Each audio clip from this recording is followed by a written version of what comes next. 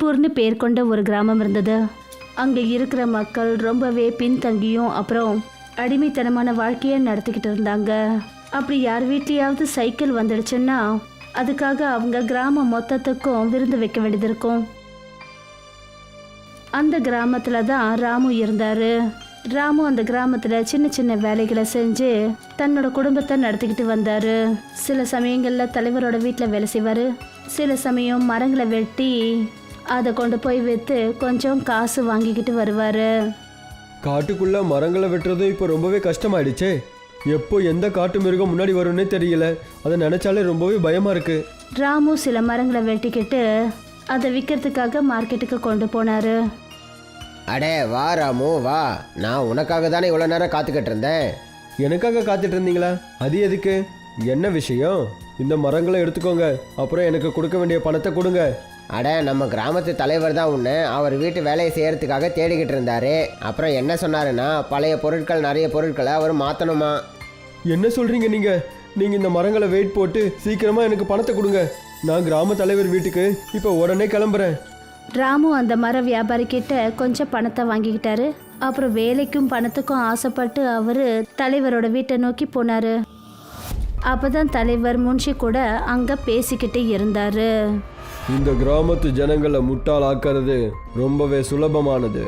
என்ன பண்ணணும்னா அவங்கள பயமுறுத்தி ரொம்பவே கஷ்டப்படுத்தணும். அவங்கள சந்தோஷமாவே இருக்க விடக்கூடாது. ஏன்னா ஒருவேளை அவங்க சந்தோஷமா இருந்தாங்கன்னா அவங்கள எப்படி முட்டாளாக்குறது? எப்படி முட்டாளாக்க முடியும்னா அவங்க கஷ்டப்படணும், சந்தோஷத்துக்கு ஏங்கணும். நீங்கள் ரொம்பவே சரியாக சொல்கிறீங்க தலைவரே. அதனால தானே உங்கள் முன்னாடி நிறைய பேர் வந்து வேலைக்காக கேட்டுக்கிட்டே இருக்காங்க. அவங்க ரெண்டு பேரும் பேசிட்டு இருந்த விஷயங்களை தூரத்துல நின்றுட்டு இருந்த ராமு எல்லாத்தையும் ரொம்ப தெளிவா கேட்டுட்டாரு. அப்புறம் அவர் மனசுல என்ன நினைச்சாருன்னா, இவங்களோட மனசுல எவ்வளோ பாவங்கள் நிறைஞ்சிருக்கு. மொத்த கிராமத்தையும் இவங்க அடிமைகளை தானே பார்க்குறாங்க. இப்படி இருக்கும்போது யாராவது இவங்க கிட்ட வந்து உதவி கேட்டா அவங்க கண்டிப்பா ஒரு முட்டாள் தான். ராமு தலைவர்கிட்ட போய் என்ன சொன்னாருன்னா, நம்ம நாடு எப்பவோ மாறிடுச்சு தலைவரே. ஆனால் உங்களை மாதிரி முதலாளிகளும் தலைவர்களும் தான் இந்த மாதிரி அடிமைப்படுத்தணுன்ற விஷயத்தை பற்றி யோசிக்கிறீங்க. நீங்கள் ஏழைகளை முட்டாள்னு நினச்சிட்டு இருக்கீங்கல்ல, சாதாரண மக்களை நீங்கள் அடிமைன்னு நினச்சிக்கிட்டு இருக்கீங்கல்ல. நீ சுயநினைவோடு இருக்கியா ராமு? நீ என்ன இப்படி பேசிகிட்டு இருக்க? உனக்கு எவ்வளோ தைரியம் இருந்துச்சுன்னா நீ இந்த விஷயத்தை எல்லாம் ஏன் முன்னாடியே பேசிக்கிட்டு இருப்ப? எல்லா விஷயமும் எனக்கு தெரிஞ்சிடுச்சு தலைவரே. சரி, இதை சொல்லுங்கள், நீங்கள் என்னை தேடிட்டு இருந்தீங்கல்ல, மார்க்கெட்டில் ஏதாவது வேலை இருக்கா? இன்னைக்கு என்னோட பையனுக்கு பிறந்த நாள். போய் மண்டபத்தை உருவாக்கு. அப்புறம் மொத்த கிராமத்துலேயும் சொல்லி இன்னைக்கு என் சார்பாக விருந்து இருக்குன்னு சொல்லு. கூடவே ஸ்வீட் கடைக்காரன் யாராவது கிடைச்சா நீ அவங்ககிட்டயும் பேசு. சரி தலைவரே, நீங்கள் எனக்கு கொடுத்த வேலைக்கு போன தடவையும் காசு பாக்கி இருக்கு. நீங்கள் அதை கொஞ்சம் ஞாபகம் வச்சுக்கோங்க. உன்னோட மொத்த கணக்கையும் நான் இப்போவே தீர்த்து வச்சிடுறேன். போய் முதல்ல வேலையை பாரு. விருந்தோட எல்லா ஏற்பாடும் ராமோட கையில தான் இருந்ததுன்னு வச்சுக்கோங்களேன். கிராமத்துல அவர் எல்லார் வீட்டுக்கும் போய் அழைப்புதல் கொடுக்கறதுல இருந்து எல்லா வேலைகளையும் செஞ்சாரு. வாங்க, வந்து எல்லாரும் சந்தோஷமா சாப்பிடுங்க. சாப்பாடு ரொம்பவே சுவையா பண்ணியிருக்கோம். சாப்பாட்டுல நிறைய பொருட்கள்லாம் இருக்கு. நீங்க எல்லாரும் உங்க வயிறை பெருசாக்கிக்கிட்டு போங்க. எப்படியோ ரொம்ப நல்லா இருக்குல்ல. இந்த சாப்பாடு சாப்பிடவே ரொம்ப சந்தோஷமா இருக்கு. ராமு எங்க கையை வச்சு சமைக்கிறானோ அங்க எப்பவுமே இப்படி ருசியா தானே இருக்கும். நீங்க ரொம்ப சரியா சொன்னீங்க. ராமுவோட கையில மந்திரம் தான் இருக்குன்னு சொல்லணும். எந்த உணவுகளை செஞ்சாலும் அதுல ராமுவோட கை பட்டாலே போதும், ரொம்ப சுவையாவும் நல்லாவும் இருக்கும். அந்த கிராமம் மொத்தமும் ரொம்ப ஆர்வத்தோட விருந்த சாப்பிட்டாங்க. அப்புறம் எல்லாரும் ராமுவை ரொம்பவே பாராட்டினாங்க. ஆனா தலைவருக்கும் அவரோட பிள்ளைக்கும் இந்த விஷயம் சுத்தமா பிடிக்கவே இல்லை. ஆனா ராமு தனக்கு சேர வேண்டிய பணத்தை தலைவர்கிட்ட கேட்க போன போது இந்த விஷயம் தலைவருக்கும் அவரோட பிள்ளைக்கும் சுத்தமா பிடிக்கவே இல்லை. இங்க பாருங்க தலைவரே, எல்லாமே ரொம்ப நல்லபடியா நடந்து முடிஞ்சுது. மொத்த கிராமத்துக்கும் விருந்து வச்சாச்சு. உங்க பையனோட பிறந்தநாள் விழாவும் ரொம்ப நல்லபடியா நடந்து முடிஞ்சுது. சரி கொடுங்க, நான் செஞ்ச வேலைக்கு பணத்தை கொடுங்க. எல்லாம் நடந்துச்சு, ஆனா எதுவுமே நல்லாவே நடக்கலையே. என்னோட பையனுக்கு எந்த கிராமத்து ஜனங்களும் பிறந்தநாள் வாழ்த்தே சொல்லலையே. வந்தாங்க, சாப்பிட்டாங்க, அப்புறம் உன்னை பெருமையா பேசிட்டு போயிட்டாங்க. இந்த கிராமத்து ஜனங்க இப்படி பண்ணுவாங்கன்னு நான் யோசிக்கல. அப்புறம் உன்னோட பணத்து விஷயம் தானே, அதை நீ எடுத்துக்கிட்டு போகலாம். தலைவர் ராமு கையில பணத்தை கொடுத்தாரு. ராமு அந்த இடத்த விட்டு போயிட்டாரு. முதலாளி, என்ன இது? ராமுக்கு அவனோட பணத்தை நீங்கள் இப்படியே கொடுத்துட்டீங்க. இது ரொம்ப தப்பாச்சே. நீ அதை பற்றி கவலைப்படாத. நான் ராமுவுக்கு பின்னாடி 2 ரவுடிகள் அனுப்பி வச்சிருக்கேன். எப்படியும் அவன் காட்டு வழியாக போய் தானே அவன் வீட்டுக்கு போகணும். அவன் அந்த இடத்துல போகிற வழியிலேயே அவங்க ராமு கிட்ட இருந்து பணத்தை பறிச்சிடுவாங்க. கொடே கொடே கொடே, பணத்தை எடு, பணத்தை கொடு. பணத்தை கொடுக்குறியா இல்லை உன் உயிரை விட்டுட்டு போறியா? பணத்தை கொடு. அந்த 2 ரவுடிகளையும் பார்த்துட்டு ராமு ரொம்ப அதிகமாக பயந்துட்டாரு. சரி, இந்தாங்க பைசா, இந்தாங்க உங்கள் காசை எடுத்துகிட்டு போங்க. தயவு செஞ்சு என்னை எதுவும் பண்ணிடாதீங்க. அந்த ரவுடிங்க அந்த இடத்த விட்டு போனதும் ராமு தேம்பி தேம்பி அழ ஆரம்பிச்சாரு. அட கடவுளே, நான் உங்களுக்கு அப்படி என்னதான் பாவம் பண்ணேன்? என்னோட குடும்பம் பல நாட்களாக பசியோடு இருக்காங்க. நான் கஷ்டப்பட்டு உழைச்சி அவங்களோட வயிறை நிரப்புறதுக்காக கொஞ்சம் பணத்தை எடுத்துக்கிட்டு வந்தேன். நான் உங்ககிட்ட நிறைய ஒன்றும் வேண்டிக்கிட்டது இல்லையே.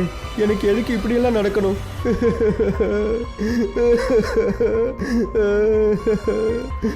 ராமுவோட அழச்சத்தத்தை கேட்டுட்டு அந்த காட்டில் இருந்த சில விலங்குகள் இங்கே அங்கன்னு ஓட ஆரம்பிச்சது.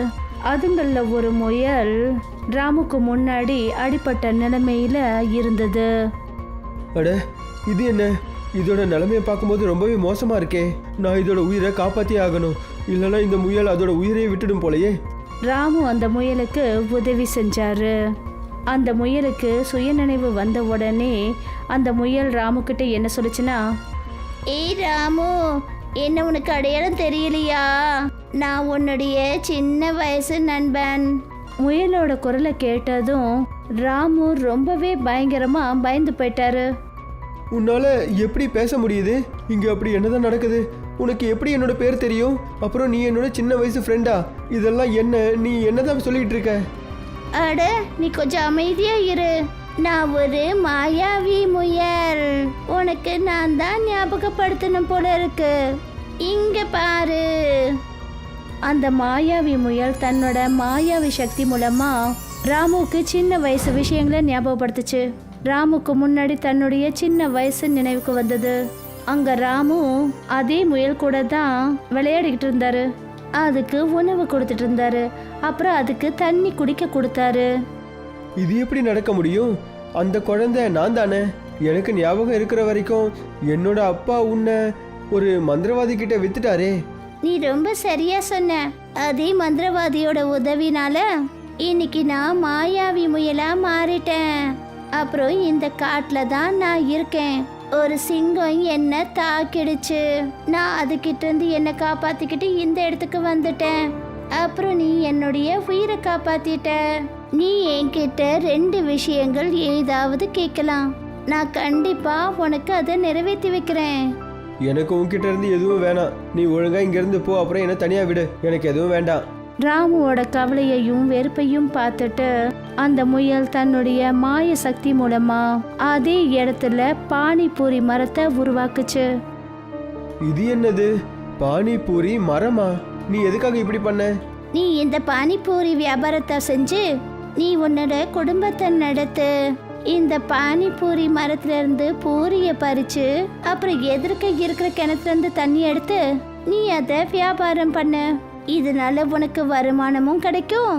அப்புறம் என்னுடைய வரமும் முழுமையடைஞ்சிடும். அந்த மாயாவி முயலோட உதவினால ராமுக்கு பெரிய சந்தோஷமாயிடுச்சு. அவருக்கு சந்தோஷத்துல கண்ல இருந்து கண்ணீரே வர ஆரம்பிச்சிடுச்சு. ரொம்ப நன்றி நண்பா. நான் சின்ன வயசுல உனக்கு பண்ண உதவி உனக்கு இப்போ ஞாபகம் இருக்கு. ரொம்ப நன்றி. நான் இந்த பானிபூரிகளை வித்து என்னோட வீட்டை ரொம்ப சந்தோஷமா நடத்துவேன். அப்புறம் மறுநாள்ல இருந்து சரியா அதே மாதிரி நடந்தது. ராமு அந்த பானிபூரி மரத்துல இருந்து நிறைய பானிபூரிகளை உடைச்சான். அப்புறம் பக்கத்துல இருந்த கிணத்துல இருந்து அந்த மசாலா தண்ணியையும் எடுத்துக்கிட்டாரு. அப்புறம் அதை ஒரு வண்டி கடையில வியாபாரம் பண்ண ஆரம்பிச்சாரு. ராமு அண்ணன், எனக்கு ஒரு பிளேட் பானிபூரி கொடுங்க. உங்களோட கையில அற்புதம் இருக்கு, அற்புதம். சரியா சொன்னீங்க. ஒரே சமயத்துல ஒரு பானிபூரி பிளேட்டை யாராலையும் சாப்பிட முடியாது. அதுல மனசே நிறையாது. குறைஞ்சபட்சம் 3 பிளேட் பானிபூரியாவது சாப்பிட்டு தான் ஆகணும். இது எல்லாமே உங்களோட பாசம்தான். நாங்கள் என்ன கேள்விப்பட்டோன்னா நீங்கள் உங்கள் வீட்டை மறுபடியும் கட்டிகிட்டு இருக்கீங்களா? ரொம்ப நல்ல விஷயமாச்சே. இப்போ உங்கள் வீடு ரொம்ப அருமையாகவும் ரொம்ப அழகாகவும் தெரிய போகுதுன்னு தான் நினைக்கிறேன். எல்லாம் அந்த கடவுளோட ஆசீர்வாதம். இப்போ பானிபூரி வியாபாரம் செஞ்சு ராமு தன்னோட வீட்டை ரொம்ப நல்லபடியா ஆக்கிட்டாரு. இதே மாதிரி பல மாதங்கள் கடந்துடுச்சு. ராமு கிராமத்துல தன்னோட ஸ்கூட்டியும் வாங்கினாரு. அந்த ஸ்கூட்டில பானிபூரிய வச்சு ராமுவோட மனைவி சந்தியாவும் 2 பேரும் கிராமமா போய் பானிபூரி வியாபாரத்தை பண்ண ஆரம்பிச்சாங்க. இந்த விஷயம் தலைவருக்கு சுத்தமா பிடிக்கவே இல்லை. அந்த ராமுவை போய் பாருங்க.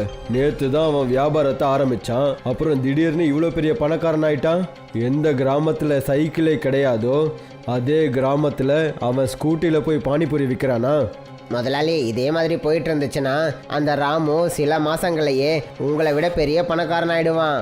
அப்புறம் அவனுக்கு மரியாதையும் கிடைக்கும். நீ இப்படியே அவனை பாராட்டிகிட்டே இருக்க போறியா, இல்லை அதுக்கு ஏதாவது வழியும் சொல்ல போறியா? ராமுவோட வியாபாரத்தை அழிக்கிறதுக்கு ஏதாவது வழி இருந்தா சொல்லு. ஒரு வழி இருக்கே, உங்களுக்கு ஞாபகம் இருக்கா? உங்களுக்கு வேலை செய்கிற அந்த ரவுடிகள் அவங்க கிட்ட சொல்லி அவனோட அந்த ஸ்கூட்டி பானிபூரி வண்டியை உடைச்சு நீங்கள் உங்களோட பழியை தீர்த்துக்கோங்க. எது எப்படியோ முன்ஷி, நீ ரொம்பவே பெரிய புத்திசாலி. நீ சொன்ன மாதிரியே பண்ணிடலாம். அப்புறம் இந்த தடவை நானும் போக போறேன் அவனோட அந்த ஸ்கூட்டி பானிபூரி வண்டி உடையறத பார்க்கறதுக்கு. தலைவரும் முன்ஷியும் ராமுவோட வீட்டுக்கிட்ட போயிட்டாங்க. அப்புறம் மரத்துக்கு பின்னாடி ஒளிஞ்சிருந்து அந்த ரவுடிங்க பண்ற காரியங்களை பார்த்துக்கிட்டு இருந்தாங்க. அந்த ரவுடிங்க ஸ்கூட்டி பானிபூரி கடையை உடைச்ச உடனே தலைவரும் முன்ஷியும் ரொம்பவே சந்தோஷப்பட்டாங்க. இப்போதான் சந்தோஷமே இருக்கு, ஆனா இதனால அவனுக்கு எந்த ஒரு கஷ்டமும் வரப்போறதில்ல. நான் பார்த்துருக்கேன் முதலாளி. இந்த ஸ்கூட்டியை எடுத்துக்கிட்டு ராமு எப்போவும் ஒரு மரத்துக்கிட்ட தான் போகிறான். அப்புறம் அங்கேருந்து தான் ஸ்கூட்டி பானிபூரியை எடுத்துக்கிட்டு வரான். எனக்கு என்ன தோணுதுன்னா நாம் இப்போ அந்த காட்டுக்குள்ளே போய் அந்த இடத்தையும் பார்த்தே ஆகணும். இந்த விஷயத்த நீ ஏன் முன்னாடியே சொல்லலை? அதிக அளவில் பெட்ரோலை வாங்குங்க, நம்ம மொத்த காட்டையும் கொளுத்திடலாம். அங்க மரங்களும் இருக்கக்கூடாது, இனிமே பசுமையும் இருக்கக்கூடாது. தலைவரும் அவருடைய ரவுடிகளும் நிறைய பெட்ரோலை எடுத்துக்கிட்டாங்க. அப்புறம் அந்த பானிபூரி மரத்துக்கிட்ட போய் சேர்ந்தாங்க. அப்புறம் அங்க போய் பார்த்தாங்க, அங்க பானிபூரியோட மரம் இருந்தது. அங்கிருந்து தான் ராமு பூரிய பறிச்சுக்கிட்டு வருவாரு. அப்படியா, இதுதான் விஷயமா? இப்போதான் எனக்கு எல்லா விஷயங்களும் புரியுது. இங்க இருக்கிற எல்லா மரங்களையும் பெட்ரோலை ஊத்தி கொளுத்திடுங்க. அப்புறம் அதே மாதிரி நடந்தது. அந்த தலைவர் அந்த காட்டு மொத்தத்துக்குமே தீ வச்சிட்டாரு. ஆனா அங்க இருந்த ஒரு மரம் கூட எரியல. தலைவர், முன்ஷி அப்புறம் அவருடைய 2 ரவுடிங்களும் ரொம்பவே அதிர்ச்சி ஆனாங்க.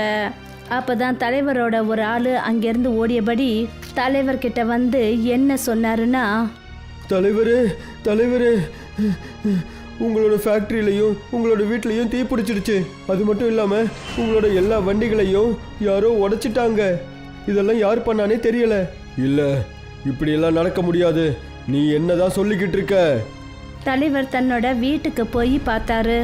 அவருடைய வீடு அப்புறம் அவரோட ஃபேக்ட்ரி 2மே எரிஞ்சுக்கிட்டு இருந்தது. அதை பார்த்துட்டு அவர் ரொம்பவே அதிர்ச்சியில் நின்னாரு. தேம்பி அழ ஆரம்பிச்சாரு. அப்பதான் அந்த இடத்துல கிராமத்து ஜனங்க எல்லாரும் ஒன்று கூடினாங்க. அப்புறம் அதுல ராமுவும் இருந்தாரு. அவரை பார்த்துட்டு அவர் செஞ்ச தப்ப நினைச்சு தலைவர் ரொம்பவே வெக்கப்பட்டாரு. என்ன தயவு செஞ்சு மன்னிச்சிடு ராமு, இது எல்லாமே நான் செஞ்ச தப்புக்கான பலன்தான். நான் உன்னோட வீட்டை அழிக்கிறதுக்காக முயற்சி பண்ணிட்டு இருந்தேன். பாரு, இப்போ என்னோட வீடே அழிஞ்சு போச்சு. என்னை பத்தி நினைச்சா எனக்கு இப்போ ரொம்ப அசிங்கமா இருக்கு. என்ன தயவு செஞ்சு மன்னிச்சிடு. நீங்க செஞ்ச தப்ப நீங்க உணர்ந்துட்டீங்கல்ல? என்னை பொறுத்த வரைக்கும் அதுவே ரொம்ப பெரிய விஷயம் தலைவரே. நீங்க கவலைப்படாதீங்க, எல்லாமே சரியாயிடும். அது வரைக்கும் நீங்க உங்க குடும்பத்தோட சேர்ந்து என்னோட வீட்டிலேயே தங்கிக்கலாம். அப்புறம் ஃபேக்டரியை பத்தின விஷயம், நீங்க இன்சூரன்ஸை வச்சு உங்க ஃபேக்டரியோட மொத்த காசையும் எடுத்துடலாம். தலைவர் ராமு கிட்ட எல்லா விஷயங்களையும் சொன்னாரு. அப்புறம் ராமு கிட்ட மன்னிப்பு கேட்டாரு. அப்புறம் இதுக்கு அப்புறம் ராமு மறுபடியும் தன்னோட ஸ்கூட்டியை எடுத்துக்கிட்டு பானிபூரி வியாபாரம் பண்ண ஆரம்பிச்சிட்டாரு. அப்புறம் கிராமம் முழுக்க இதை பத்தி தான் பேச்சு நடந்துட்டு இருந்தது. தலைவரும் முன்ஷியும் நல்ல வழியை இப்போ தேர்ந்தெடுத்தாங்க. அப்புறம் அவங்க வாழ்க்கைய நல்லபடியா வாழ ஆரம்பிச்சாங்க. ராமு தன்னுடைய நல் நடத்தனால தன்னோட ஸ்கூட்டில நிறைய பானிபூரிய வியாபாரம் பண்ணாரு.